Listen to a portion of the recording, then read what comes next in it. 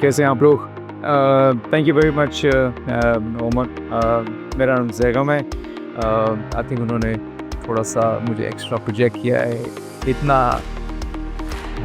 So I guess the good thing about this opportunity is कि इतना diverse group मैंने कभी कैसा सेशन नहीं किया जिसके अंदर I overheard conversation, people joining GSK in 1975, launching Panadol. Then I met some Salim Saab who used to work for packages and treat. I think he did 40 years of career. So I think he came to learn something about the marketing still. So the craving of learning, I think it's an exciting thing that keeps you very grounded. So I guess I'll share my experience on the learning front. I think this is a marketing forum. It's evolving. I think most of the fundamentals remains the same for marketing and businesses. So I'll share my experience. Before I do start, I think I'll give you a bit of quick intro because Zahid was asking that I should share something in advance, some kind of a short video or some kind of a note so they can share with the community. I thought I will not be able to do it, so maybe I'll come and so as Umar was telling, I'm an explorer. I think I travel. I think that's where I think most of my money and of course time being spent traveling. I've traveled to more than 60 countries just to know and understand about people, culture, and it also gives you perspective as well. So sometimes we live in a bubble, and I usually say in order to do out-of-box thinking, you have to be out of the box to do the out-of-box thinking. I think that gives you perspective in comparison where you stand and where the world is standing. And of course, I sail occasionally. That's another hobby I have. I used to be a tennis player. I was part of Pakistan junior team a long time ago. That was in late 90s. I'm a surfer as well, aerobatic pilot. As Umar mentioned, I'm a learner. I think that's an important thing. So as I mentioned, I crave for learning. I think it keeps you grounded. It keeps you humble, and of course, it takes the arrogance away. Because there is no point where you can say that I know everything. So learning that should be part of everyone's life. I do that. I did my second MBA where I realized that after spending 10 years or 15 years in one organization, I started thinking the way organization wanted me to think. So I stepped out. I did my second MBA, and of course that gave me a perspective and courage to do something else. And probably hence that's one of the reasons I stepped out of my comfort zone and moved here. I think that was one of the driver. And of course I'm a proud father and a husband. I think I did not go into my profile, what did I do professionally. The reason being, I think usually success is in this age and time and society, success is defined by how much money you make, kind of a title you have. I think there's more to the success, I think, which we undermine. How fulfilling your life is, how happy you are, and what kind of diversity and stuff you do. I think that's something very important to define your life as a successful and being having a happy life.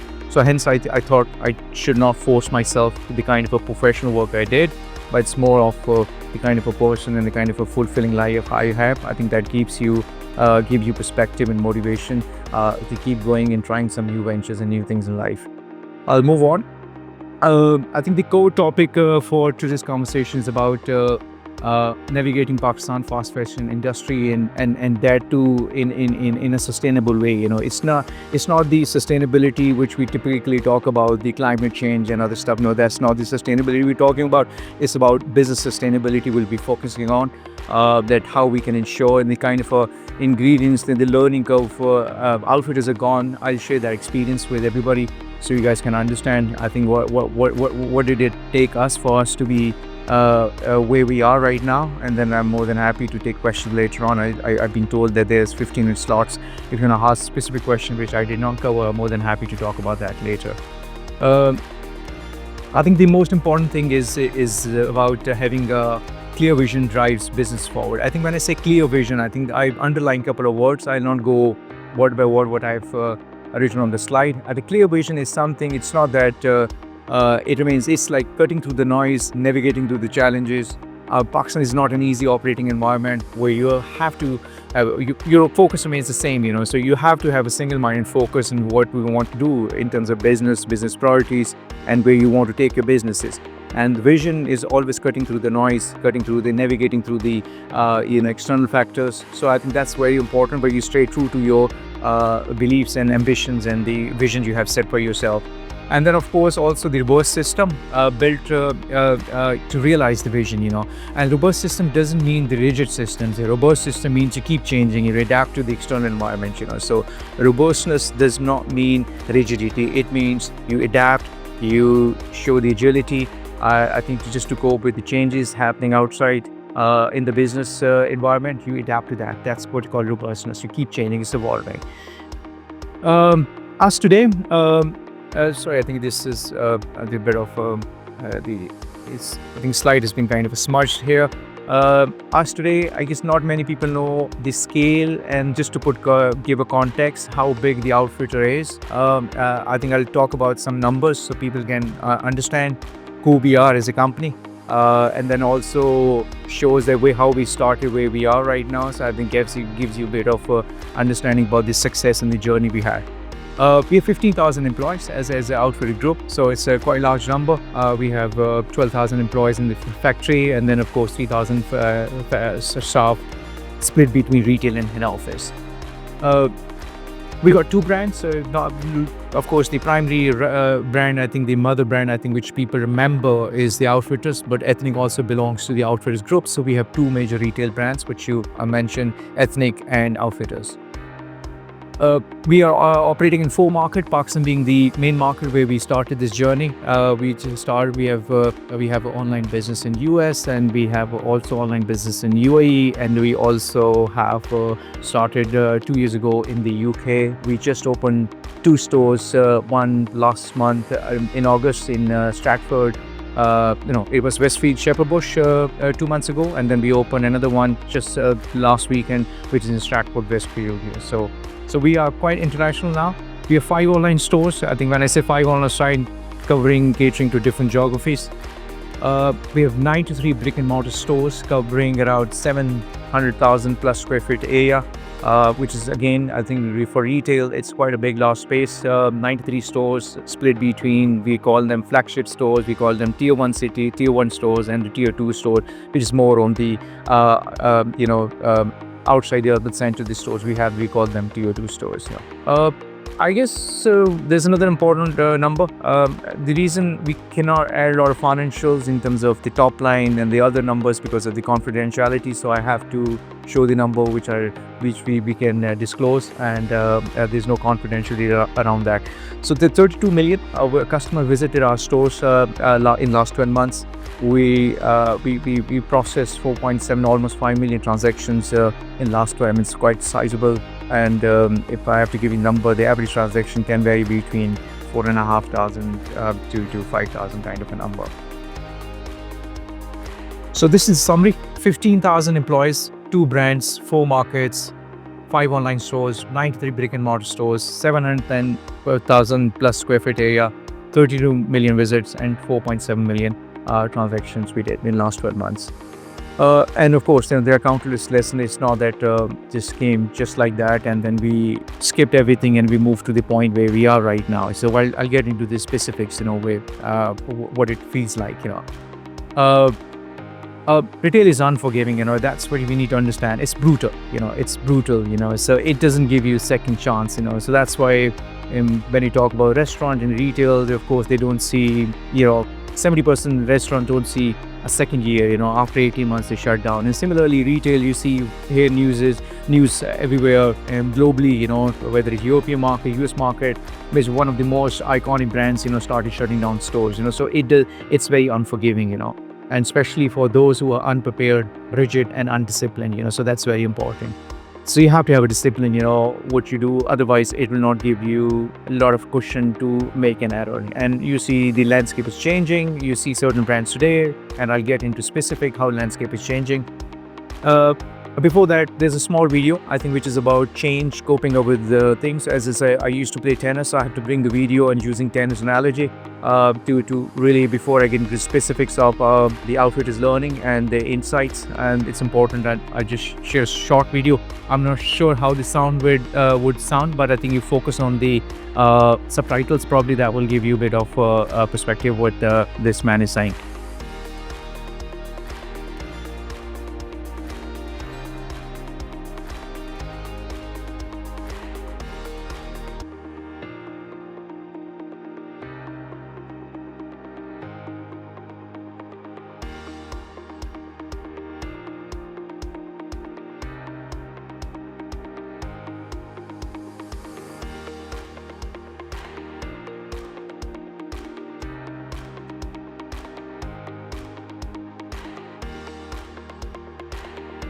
Yeah.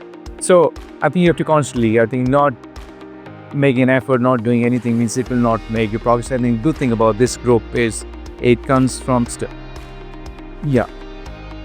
Yeah, so this is probably if somebody's sleeping, so that was part of the plan.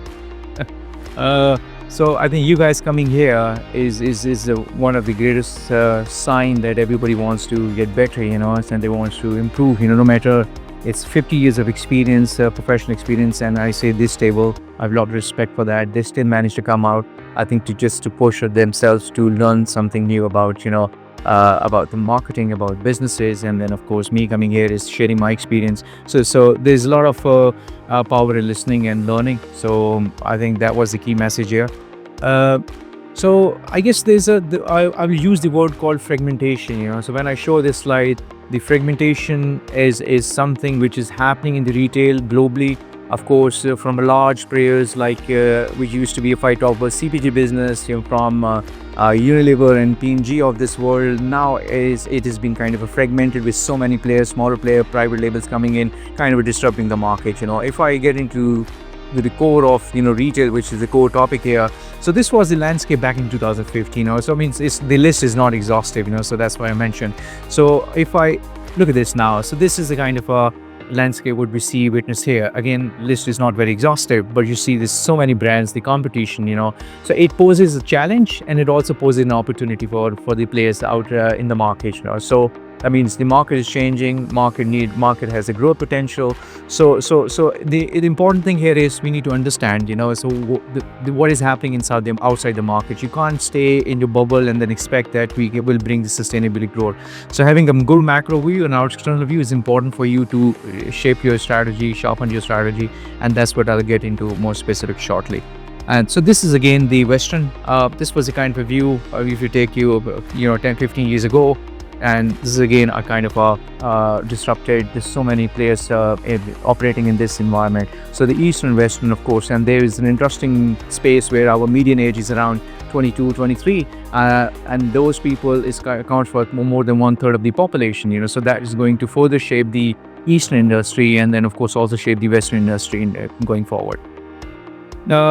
And then, of course, I spoke about the fragmentation, and there's no differentiation. When I moved here, when I looked at the brands, I could not find any differentiation. So these are the shoots by different brands, and they're not belongs to one brand. So there's hardly any differentiation between.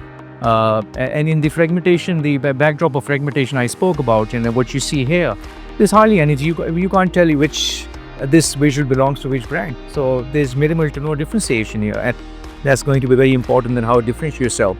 It not necessarily needs to be done at the retail level, of course, but how you operate at the organization level, how you operate, how you produce your products. I think that can also plays a differentiation role. So I'll get into specific shortly in my coming slides.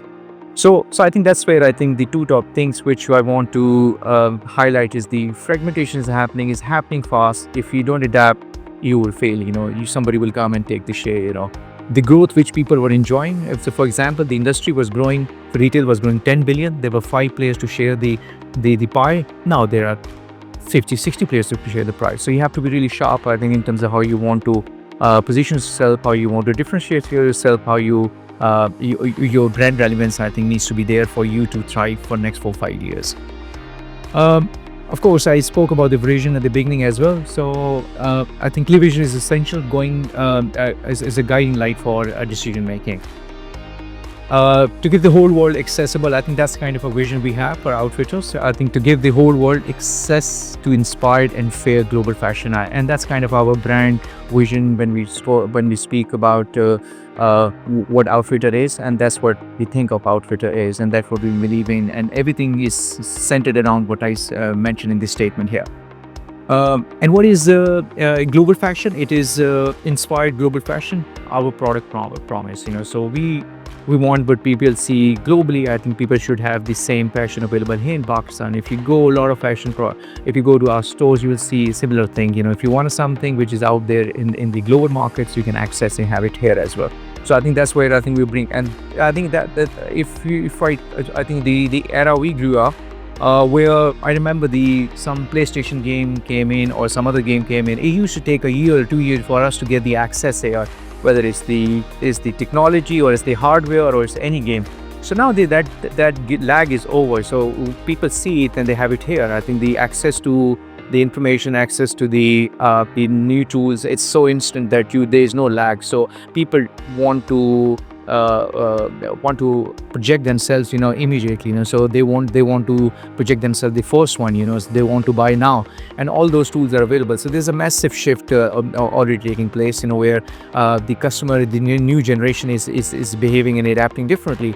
And if I have to plot this statement on a timeline, so there was an early eras of post World War II. So that was the kind of a generation which we went to the survival. So they were part of the survival journey. And then of course generation came afterwards, which is about the standard of living. So and then this is now the generation which we are kind of exiting, is about they focus on the quality of life. Imagine that. So I remember 20 years ago or 25 30 years ago, we used to have only one car. So that was everyone is trying to have one car in the house, and then everyone is focusing on having the basic boarding, lodging, and so the focus was about standard of living. Parents pushing us to focus towards education, improve because they did not see that, because that was a survival era. So our parents focus on the standard of living, and there's a third era which is about quality of life. So which we see experience, people, the Gen Zs and all those people, they are kind of focusing on quality of life, and that's the biggest challenge the organization will face, how to retain those people who focus on the quality of life. And there's another area which probably, but was my not a prediction, but I believe this the era is era of insecurities, which will kick in, where people want to self-project themselves. They want things that are built around the materialistic world. So which will be catering the upcoming era, and the brands need to adapt to that, how they will address a lot of insecurities in this society. So these insecurities are, how to look more confident, and that's where all those fashion industry come and play. I think Zaid also mentioned it's about self-projection, the fashion, and then it's how you dress yourself to look more confident. So I think this is where the world is heading. And if I have to further expand, what is world access to inspired and fair global fashion? It's about accessible. Our pricing strategy, even in the extremely efficient times, we kept it very, very affordable. So the markets like Pakistan is a value-driven market. Of course, you have a niche which is willing to pay any amount of money, but we believe we want. Kamran is the owner and the founder. He said that he's very passionate about it. He said he wants to dress the nation in a most fashionable way. So I think when you want to address the masses, you can't have the price shock coming in, where you can't think of going beyond certain price points, where it'll give you a shock to the consumer that they will not be able to afford what they want to buy. So the pricing is again very important thing. So we want to make sure that when we talk about access to inspired and fair global fashion, it is reflective in our pricing strategy. And then of course the fair, how do we go about our business from product manufacturing to industry dealings? So we just don't operate for customers only. There's a lot of the values we have in the company, and how we deal with our vendors and manufacturers. And of course this is a important part of our journey as well when we talk about the being fair. If I have to plot, so the accessibility, fairness, and global fashion, I think the things which fall in the accessibility and the fairness umbrella is about the vertical integration. So vertical integration is like 80% of the product we source comes from our in-house production house. So 80%, 20% is import and some of the third-party vendors. That's kind of a vertical integration we have done. And I'll come to that why we have done that. So this is a debatable thing, why we have done that. It's a big liability, but it is the edge as well, which we're trying to create going forward. Price control, of course. What does vertical integration gives us is gives the price control. We can dictate pricing, speed to the market, and then of course quality control. I think मैं अपने आप को ping करने में कामयाब हो गया हूँ, तो मैं यहाँ पर खड़ा होकर बात कर सकता हूँ. I did not move. मुझे रियलाइज़ हुआ कि मैं कंटेंट के सामने आ जाऊँगा. So I was saying कि जो वर्टिकल इंटीग्रेशन का जो फैक्टर है, वो हमें pricing पे control देता है, quality पे control देता है, speed to market पे control देता है, and having these three controls is very, very critical, where you dictate the supply chain, how fast you want in the market. So this is again the fairness bit and the accessibility. That's where I think this is one of those actions sits, and then supply chain optimization also again the part of our fairness and accessibility strategy. We also have LEED certification, which is that we are gold member, gold partner certified for our manufacturing facility, and of course larger stores.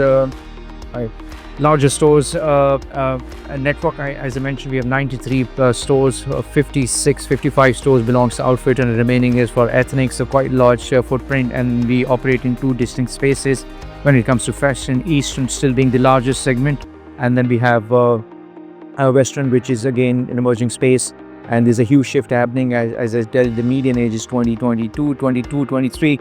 This will change. The Eastern space will change, I can tell you right now. You go to the mall, you see the way people dress up. I think it's not the 10 years ago thing, so a lot of people are kind of graduating in the more Western wear, so the Eastern space is going to be disruptive very, very soon.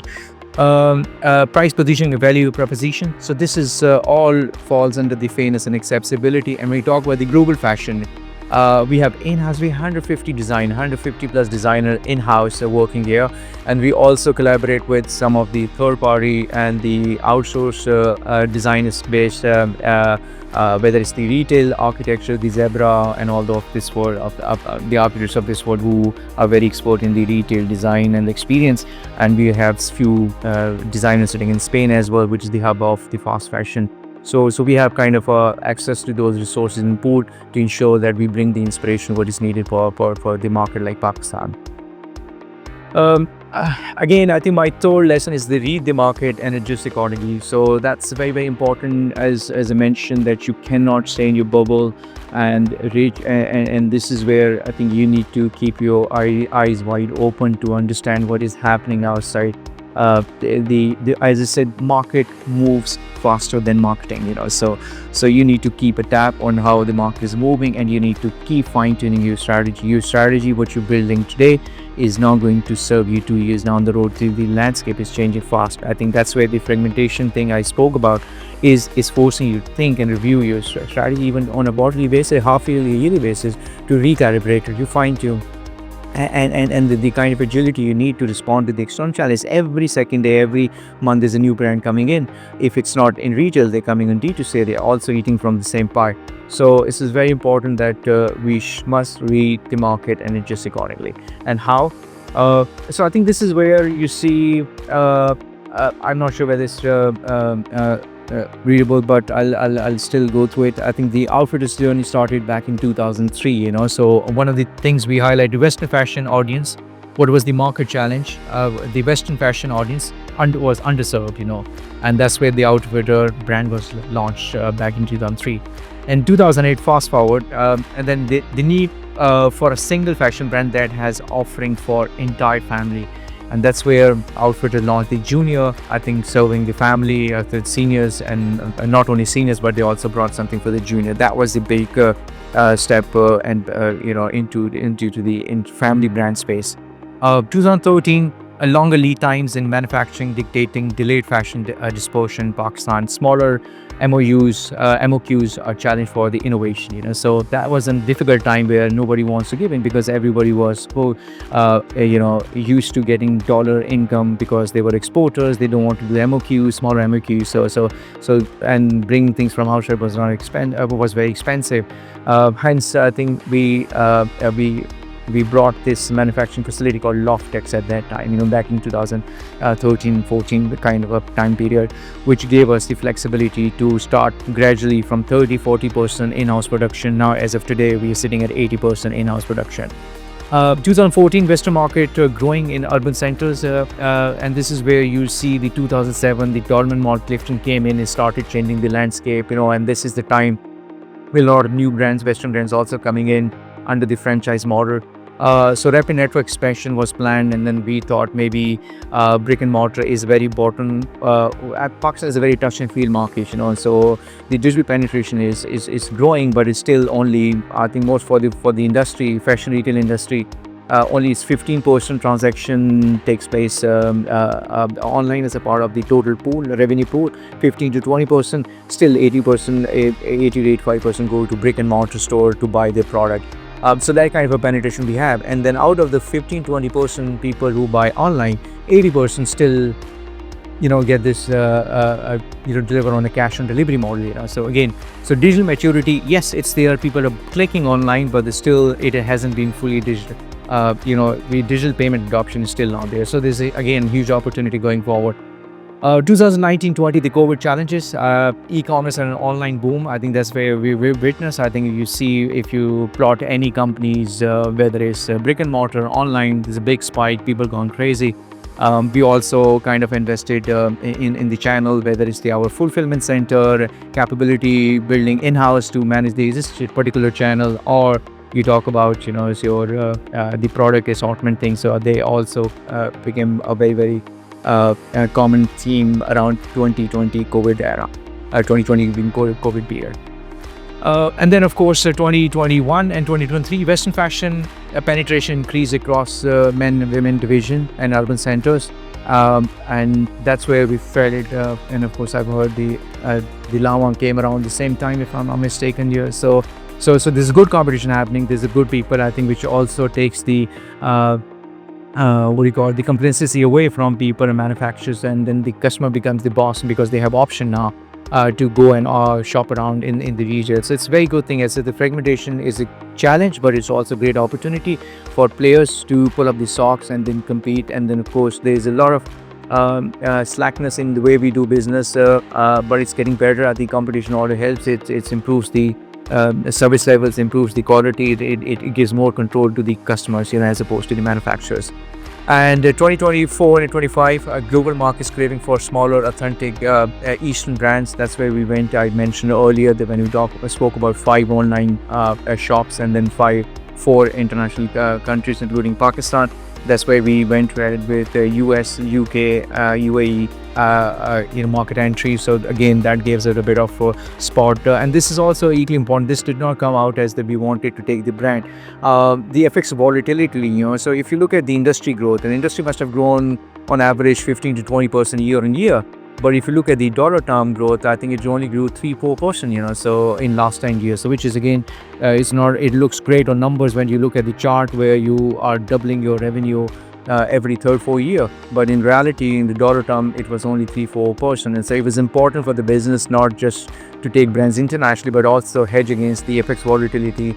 And it was part of the vision that it is important for us to, and our going forward focus is to really 1/3 of the revenue should sit in the international business. And again, this is again the lessons and the practice that I'm sharing. Recognize and understand your weakness, so not many per time. It's the thing which nobody wants to hear that, we get very emotional about when somebody points out our weakness. And the good thing about our boardroom culture is even the founder and the CEO, he graciously accept that we did something wrong, so that's very important for us to help us to get better and better, so understanding your weakness is important. I think, yes, everybody has strength as an individual, as a company, but knowing your weakness and knowing your limitation helps you to grow and become a better person, a better company, so and this is one of the, again, example of people sitting here that they feel that they want to learn, they get better, and there's no harm in showing your vulnerability, I guess. And I did that many times myself, sitting in the boardroom, and I'm not talking about the self-beating, but it's all about talking about the vulnerability. If something is wrong, calling spade a spade, and then fixing the problem, bring people behind, it's very helpful. Only then you can progress. Otherwise, you use the word rigidity. If you keep your views rigid about how you operate and the kind of you're focusing only on strength, I think you're not going to go far. Of course, that's something very important. So let's dive into that. What kind of a weakness we assess, after operating for 2 decades. So we understand there's still some room available for us to get better. So these are some of the 6 things we plotted and started working around that. Growth has slowed down. It is the factor when I say growth has slowed down, because if you fast rewind 2015, limited number of brands operating, handful number of brands operating. So the growth was, I think you were taking almost 1/4 of the share of that growth. It's no longer the case. So why growth has slowed down is the factor of fragmentation I spoke about. And that fragmentation has kind of resulted into the number we were used to seeing. It's no longer the case, and now and the question here is how quickly we can rebound. Do we have everything? So that's what brings you back on the drawing board. So that are we doing good enough? And that's what kind of a good thing about the competition is that it poses challenge, but also creates a lot of it takes the complacency away from the company, and you focus on the opportunities. The second, we are vertically integrated. I think that's the point I've been hammering since I started having this conversation. We use it as our advantage. It gives us speed. It gives a control on the pricing and the quality, and so that's something we want to are we fully capitalizing on the vertical integrated setup. I guess people debate, why we are setting up this whole thing, but again, this stems out from the vision that we want to bring the fashion as quickly as possible, maybe under 30 days. We are not there yet, but I think that's the kind of a thing we have. We're on the right path, and the speed to market is a key. Before anybody does, you should be able to do it, and how you can do it when you are not dependent on third-party vendors. So that kind of a flex we have kind of building, but we haven't been able to capitalize yet. But that's kind of, as I said, we are on the right path.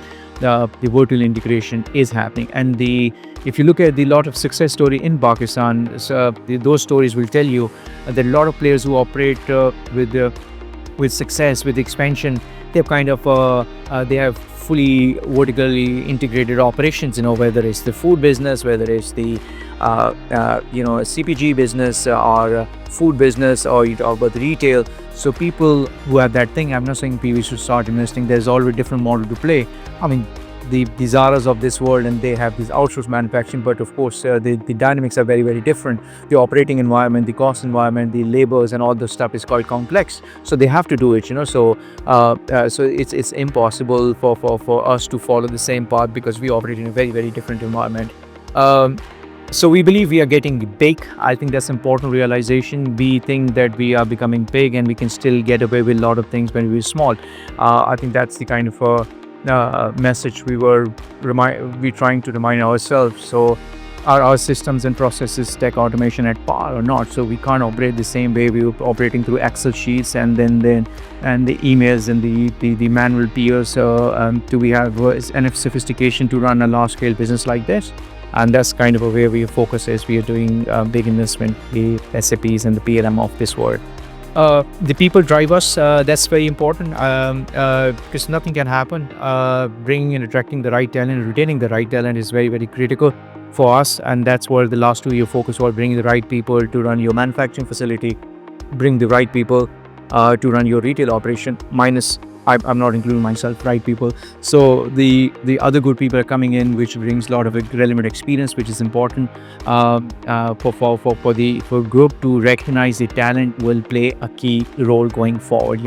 It is not it will not happen accidentally that you don't invest in people and you expect you can still grow the same way. So again, the problem of we getting big, so we need to have more professional people here. International markets are waiting. So we started journey 2 years ago, but I guess we are catching up.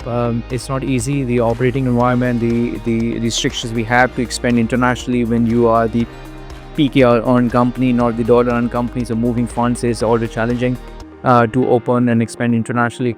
But we are kind of navigating around that. So it's a bit of slow start, but and late start, but we are almost getting kind of on the right path again, which kind of hampered by the restrictions and legislations and the regulatory ring fencing around how you move your investment from Pakistan to outside. We have Ombre. Ombre is the new name of the Loftex, the manufacturing facility. The Ombre is a factory which the factory is the old picture. I cannot find the latest aerial shot. It's a $100 million investment project on 55 acres with approximately, we have added some more buildings. The square footage have increased from 1.7 million to almost 2 million square footage. We have denim and dyeing facility. We have embroidery. We have knits, and so all those facilities there, and a huge warehouse. So it's a big facility we have invested in. We thought this is a great way to support our local business, and this is also part of the special economic zone, which is tax-free zone. So this will also open up the new revenue. The thing I mentioned earlier, that we want to have 1/3 revenue sitting in international business, so which gives a bit of hedging around how the Pakistan markets move, how the FX volatility can be managed, and how we can improve the overall dollar and PKR mix growth, which looks depressing when you look at dollar term growth only. It is essential to update and build brand strength. I showed one of the slides which talks about minimal to no differentiation. Everyone is doing the same thing, so it's important to build brand relevance. So the sign in between is the greater sign, so the greater the brand relevance is, the lower the operating cost would be, so, and that's very important for you to understand, so it's a kind of a profound thought. So and when you start unpacking this relevance piece, you will realize that how it will influence the operating costs. As you connect better with customers, your value perception is better, your customer acquisition cost is lower, your customer lifetime value is positive, your customer loyalty is positive, and your brand stickiness is there, which creates the loyalty. So definitely all those things sitting under the operating costs, I think, would help you in reducing the operating costs. Means you play long term, you play on the sustainability front. When I say sustainable, means you have the right ingredients to operate in the market, which some people have maybe value or great value perception, but not good on the brand stickiness. So what good is that? So your runway is kind of a shrink, and you don't have extended runway to for the sustainability of the growth. So a brand needs to update, reimagine to cater to the new audience. That's very important. I spoke about the median age, the shift, the Gen Z's 1/3 population under 25. So it's a big thing, it's a changing, our generation. I spoke about different eras of the survival mode, from standard of living to quality of life to the insecurity mode. So it's important that we keep renewing ourselves, so it's about reimagination, renewal of the brands to stay relevant, so that's how I frame this whole thing. So we realize also that the minus, the negative signs are what we were losing our relevance. The value perception was an issue, so we were perceived very expensive. The brand associations were falling. Our top of mind was kind of dropping, and the brand differentiation, as I mentioned, it became a challenge where we did not have any material differentiation between what others are offering, what we are offering. Of course, our acquisition costs were going down, and the dilution was the theme of the market, where you put sales and you liquidate your product, and of course you get the revenue out. So, but those are not sustainable things, which is the last part. We wanted to build a brand for the next 5 years. And there's a so there's a short video I'll play. I think how we kind of went back on a drawing board to understand what do we need to do, what kind of a renewal we need around the brand, and what kind of a connection we need to build with the next generation, and how we can stay relevant on a relevant path for next 4-5 years. So we brought this international agency on board to help us in the reimagining process and the rebranding process of the outfitters. So I think give you a bit of glimpses the process we went through. Again, this is part of the learning I want to share with everybody, that how a 20-year-old company which started back in 2003 went through the different milestones and kept reading the market and managed to bring certain things which is kind of a gap the market was creating. But this journey is, as is, a constant intervention is required for us to stay relevant. So let me play this video. It's like a less than a minute or 2-minute video. Please bring your seat back to an upright position and fasten your seatbelt.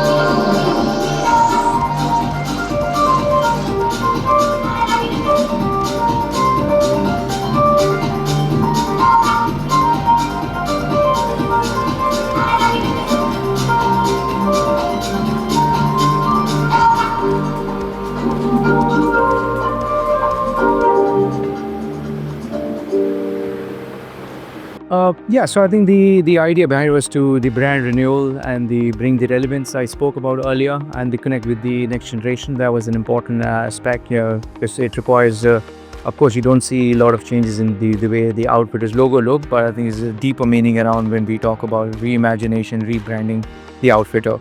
And that's where I guess new positioning for next 5 years of growth and brand differentiation. So these are some of the new thinking which you see in the brand, which is kind of a few people who have seen Outfitters 5-6 years ago. The kind of expression we have, it's kind of shifting. It's more focused towards the next generation, and that's important that we build that connect now.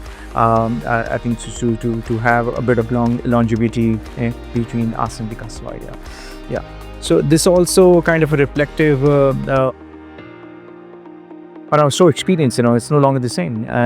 This is the store experience requires a bit of renewal. I think we had old store, outdated store. The design language could not is kind of a we were unable to connect with the next generation audience. So there was important aspect for us to start reimagining our stores. Providing the customer experience what the latest generation is looking for. So it is not just sitting on a paper that we've kind of done a rebranding. The logo looks different. Now we have a new color palette. It's about also bringing the micro curations and the micro implementations. So you start this journey where you want to take this brand in next 5 years.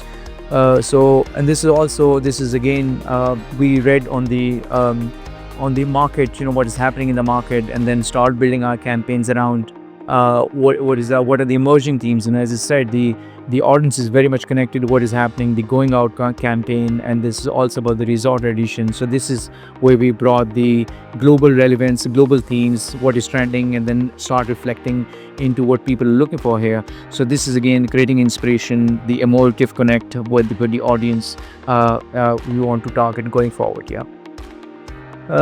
The people are key. That's very important. I guess we never undermine.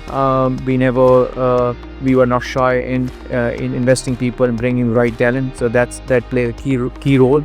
And when I say why people are important during COVID-19, a lot of layoffs happened globally. In Pakistan, we did not fire a single person. Everybody we had, as I said, we have a huge population retail. There's 1,600, 1,500 people. We kept them on board while the brick and mortar stores were completely shut down, and that kind of this is 1,500 people I was talking about. So these are things which we did. I think that has played a role, and people kind of showed their commitment and that the gratitude which we pay for their service, and then it is kind of reflective in our performance and the commitment what we see on the floor. Again, having said that, retail is still we see a high turnover. It is a very challenging space. It's never being positioned the way it's positioned outside.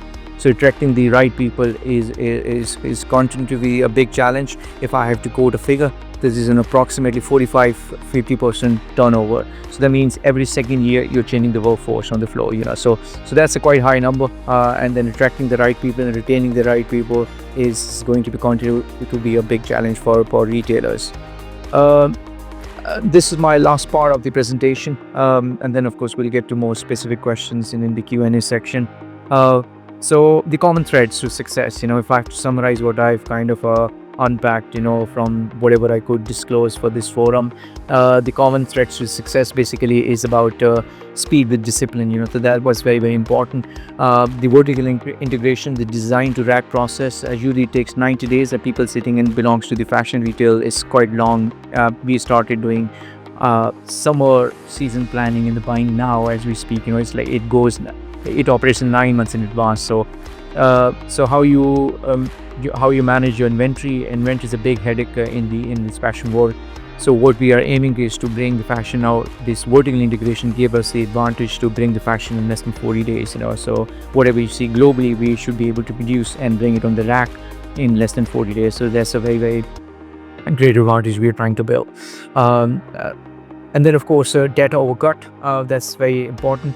We're sitting on a lot of data, but not everybody thinks, and we don't have the insight mindset, where you can connect the dots It's there, of course the AI buzz is taking place, but of course the interpretation still sits with the individuals, and the professionals behind those screen, so how you start connecting the dot, how you bring that data insights into your decision making process, how you run your meetings and forums and different meeting cadence you have to make the right and timely decision. So good thing about retail is, unlike other industries, CPGs, so they're always a challenge. You have to carry out this special research to understand the particular segment of the market or particular category.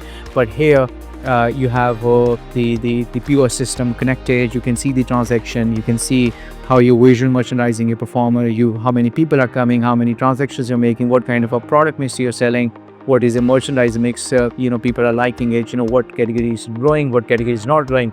So making those decisions, is about that. So you need to use a data over gut. That's going to be key thing. So you can start seeing, what are your best sellers, what are your worst sellers, slow movers, which are not moving. So you can start fine tuning. As I said, the inventory is the big headache. If I could tell you, on average for us, so 8 to 10 billion inventory we are sitting on every day, 8 to 10 billion. So if we don't have this pulse check and insight, it's quite hard for us to liquidate and become a big headache as well.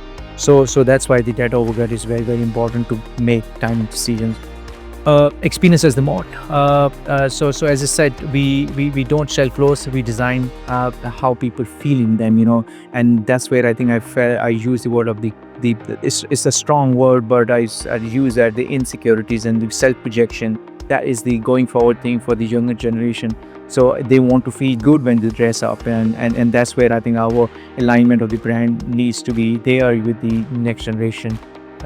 So experience as the mode is another thing.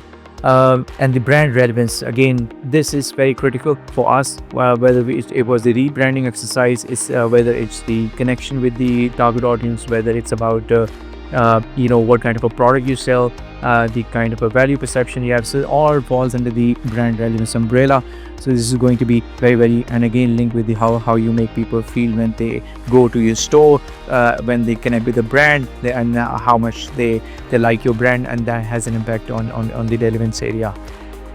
People and partnership, again, we want everybody to think like a brand owner, and this is where people working in Outfitters are very, very proud of being associated with the Outfitters. Outfitters kind of taken a position as the institute for the retail. A lot of people come and learn and go. We proudly are using, we are more than we always feel very good that people came, worked for Outfitters, and they moved on, and then they're adding brands somewhere else. But we also believe this is a good, healthy thing. The turnovers are good. It brings the fresh perspective. It brings the newness. It also challenges the status quo of the culture and the people working in the retail environment. So people and partners are very key who you are partnering with, because they can make and break as well.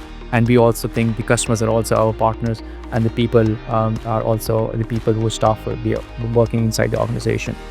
So this is the kind of a wrap from my side, where speed with discipline, data over gut, experience as a mode, brand relevance, and people in partnership is the key thing. And that looks great on slide, but we are following it, we're living it. So I thought maybe it's worth sharing with everybody how we have come this far and what kind of a route we have taken. It's not a straight line path, a lot of highs and lows, and that's what people generally tend to forget.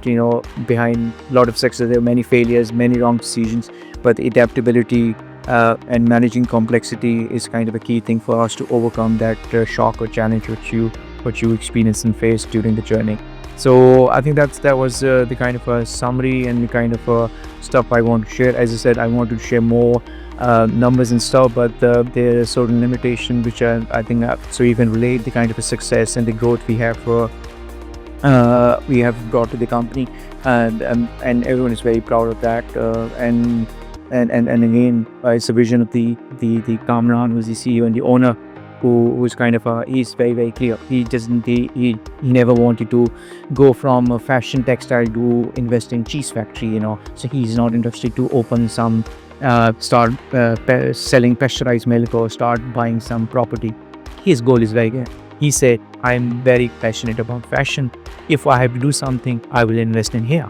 And that's what and which is again we paid the price. The industry paid the price. Textile industry will start investing in different business. Although they were textile, they were buying properties, and they never invested in infrastructure. Where they never spend money on R&D, and they became outdated.